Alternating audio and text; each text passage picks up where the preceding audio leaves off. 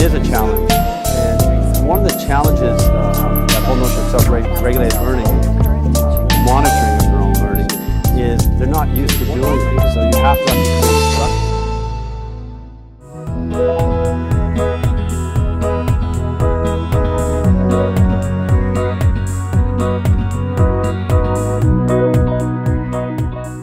In its quest to enhance quality education across the Royal Commission Yambu colleges and institutes, the English Language Centre organized a series of activities that centered on assessment policy and practices in higher education.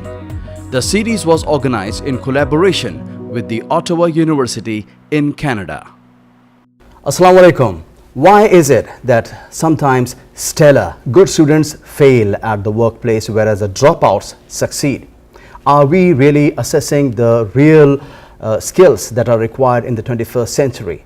Just as the lecture focuses on transferring information, so does the assessment focuses on students giving back that information to the instructor.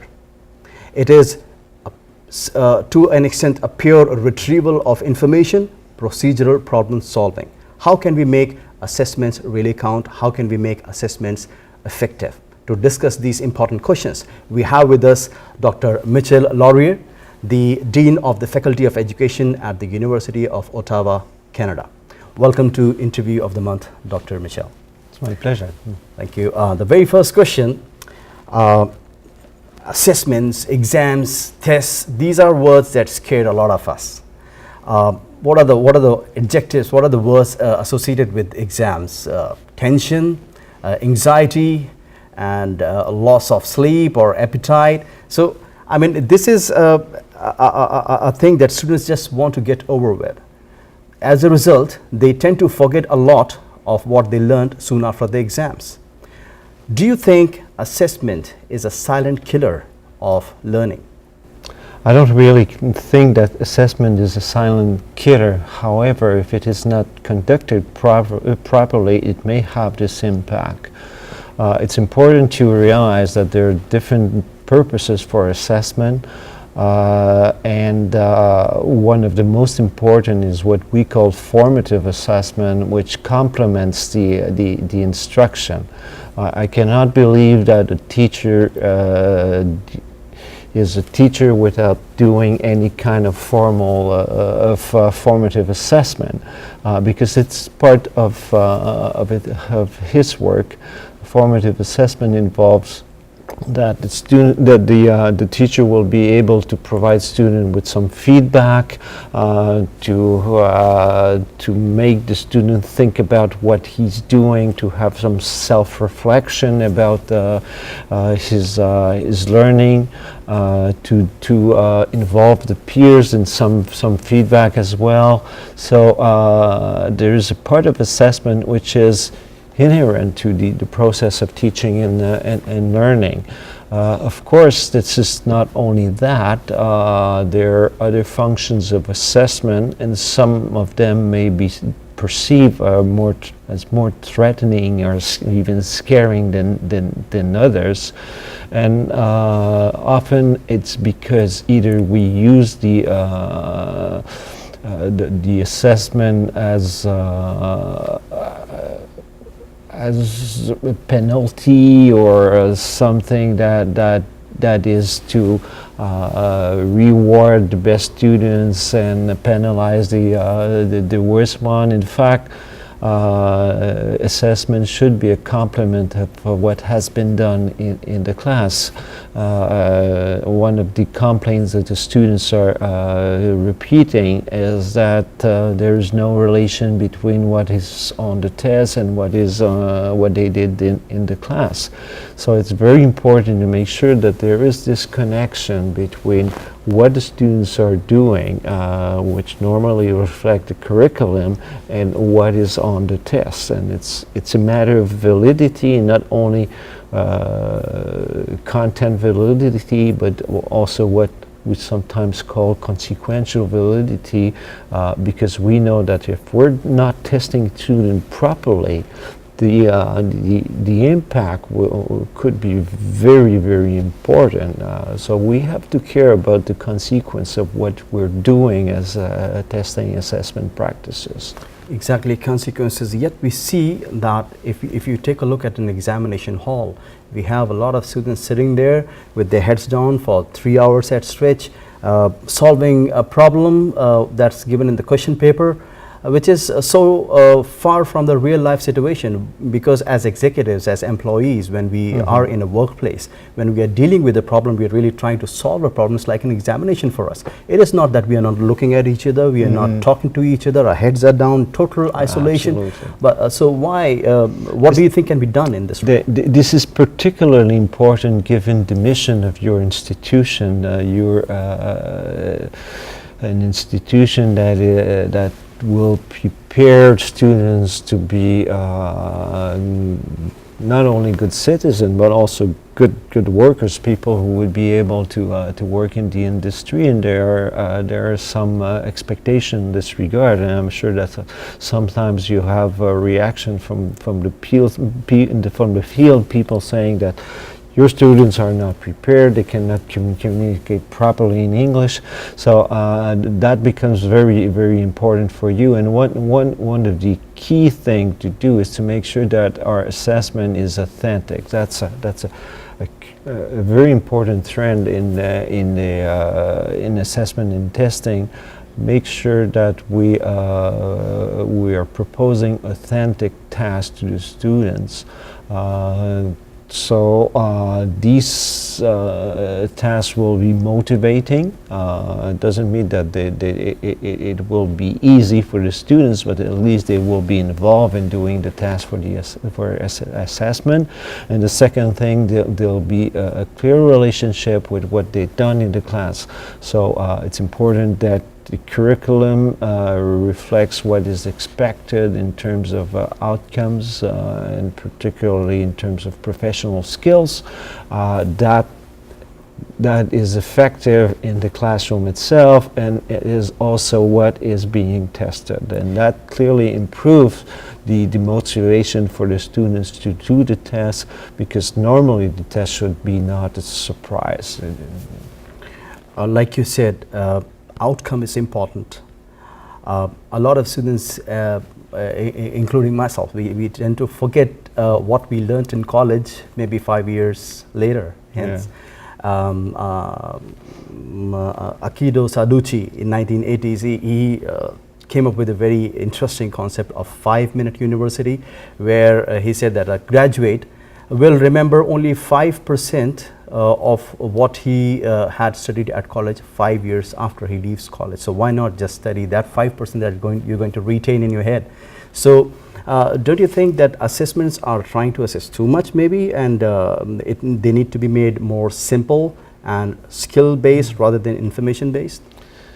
Certainly skill-based, and this is clear given the fact that you're training people that who will be able to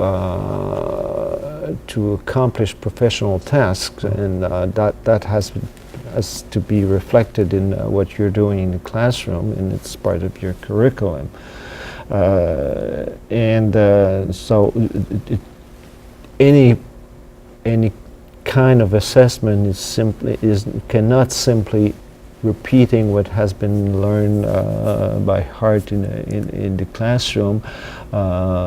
Assessment could also be an opportunity to reinforce learning, and we even talk of assessment of learning, assessment for learning, and also assessment as learning.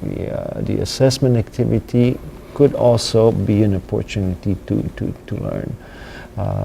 So it's very, very important to make sure that we have this connection between our objectives and the assessment practices. So there has to be a connection between the objectives and the assessment practices.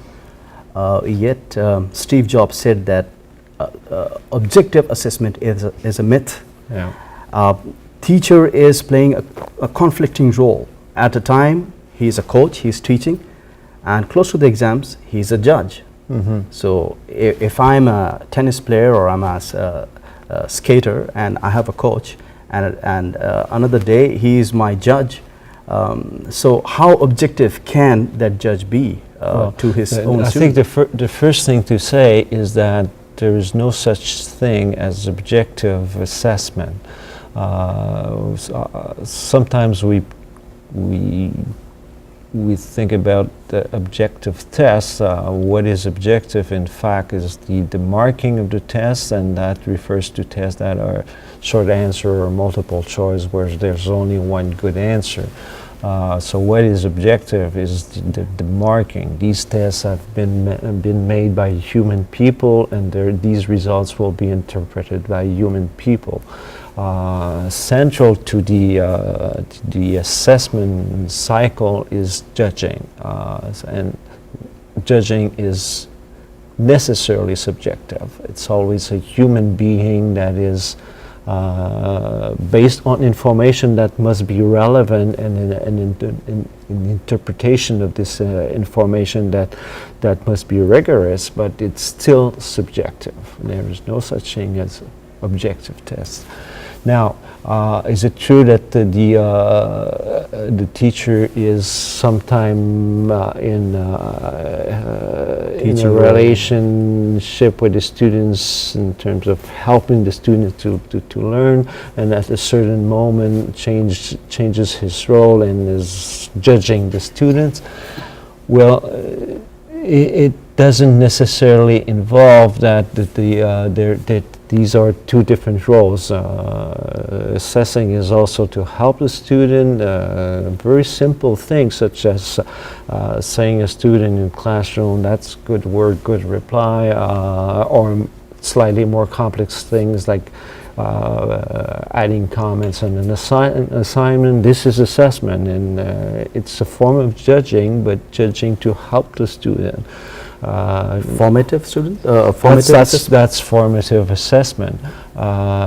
Even reporting is also based on information that has been collected during the instruction, and there's no other person than the teacher who can do that.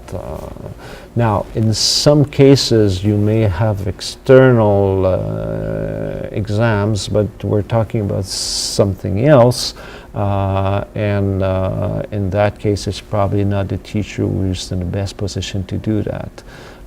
But that should be limited as much as possible. I tend to say there's no problem if you're doing a lot of formative testing or assessment, but there's certainly a problem if you're doing too much summative assessment and testing. And my feeling is that you better do less, but you do it well, rather than trying to create situation that will just create more anxiety for a student. Like you said, summative assessment should be maybe limited, should not be so much, and there should be more focus on formative assessment. More focus on formative assessment, and then when we do summative assessment, to make sure that we do this in a proper way, so that it's rigorous, connected to the outcomes, and in conditions that will promote learning rather than just creating undue anxiety. But formative assessments are not graded usually. So, do you think? Do you see much point? And I mean, what is really the use of? Of course, it is going to encourage the student when you say, okay, well done, and he's getting instant feedback from the teacher. Yeah. So, but it's not graded really. No. It boils down to the summative assessment. Yeah, so that's right. And in most of cases, it's an error to use formative assessment for grading, because that's not the use. That creates problems of fairness, and then we are faced with this problem of the double role of a teacher as someone who helps the student, someone who judge. Most of the time, you cannot recycle information that has been obtained for formative purposes to something that would be summative. And it's important to make sure that the marks reflect the degree of development of the competences that we're trying to develop, or how well the objectives have been reached, and this can be done in a rigorous way, mostly at the end of the period, and you're not collecting data during all the term, but mainly at the end of the term, and make sure that this is done in appropriate situation. Of course, there will always be a stress for the student, because the student knows that at some point there will be a mark that reflects the degree of attainment of the objectives. And by itself it could be a stressful situation, but very often we even add more just by the setting of and the tests, and we deliberately create additional anxiety. We got this very good news today that your team is going to set up the assessment center here at the Royal Commission Yambu Colleges and Institutes, which is indeed great news. So could you throw some light on that? Yes. The assessment center that you're going to set up, what is going to be the purpose and objective of? Yeah, I just want to mention that we will not set up the center. We are ready to collaborate in setting up the center. The decision belongs to this university. The way it will be done also belongs to the university, but we are, after a week, of need analysis, we know what are the needs, we know what are the expectations, we know how this institution works, and we believe that it's something that could be helpful for the institution if we make sure that this center is not just a way to control what is going on, but that everybody share the common objective of setting up this center in order to support the teachers, to support the students, and more generally speaking, to improve learning. Thank you so much, Dr. Michel Very Laurier. welcome. Hopefully we'll see University of Ottawa and the Royal Commission Yambu Colleges and Institutes very soon making assessment an activity that students look forward to. Okay. Thank you so much for your We'll time. try to be there. Thank you very Thanks. much.